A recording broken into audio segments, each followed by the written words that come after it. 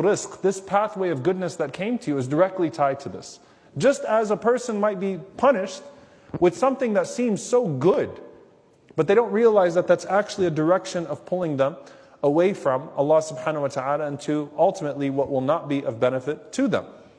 And the scholars also mention here, notice that when Allah talks about the discourse of those who are being punished with blessings, even if everything on the outside seems good, there's still the void on the inside that actually lends itself to a tortured existence.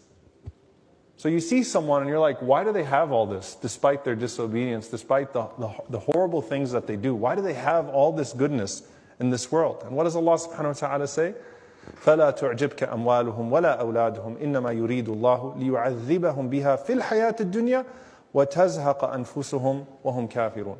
Allah subhanahu wa ta'ala says, do not be amused by what they have of their wealth and of their children and things of that sort, the worldly possessions that have been given to them. That in fact is a means of punishment for them, because the more they're given in this life and still not feeling a sense of fulfillment and happiness on the inside that can only come with Iman, the more frustrated and dejected they're actually getting. So it seems to be great on the outside. The exterior seems to be getting better and better and better, and you might just be seeing the exterior and thinking to yourself, wow, that seems like a great life. Why are all these great things happening for them? This seems to be a life of glamour.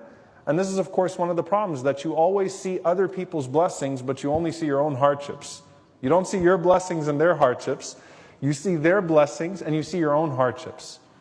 And your hardships are magnified, and their blessings, which are the ones that are usually being put out there, are masking hardships that you don't see.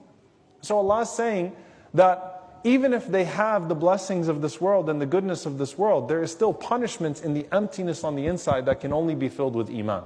And so don't envy them. Don't be amused.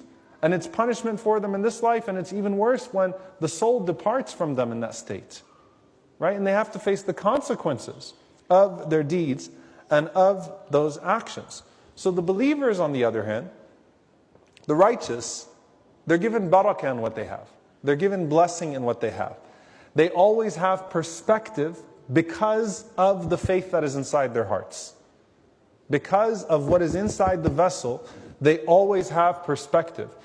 عَجَبًا لِأَمْرِ الْمُؤْمِنِ, the Prophet ﷺ said. He said, how strange and amazing is the affair of the believer. It's the Iman that allows the believer to have perspective. They have perspective with the good that they have. They have perspective with the hardships that they have.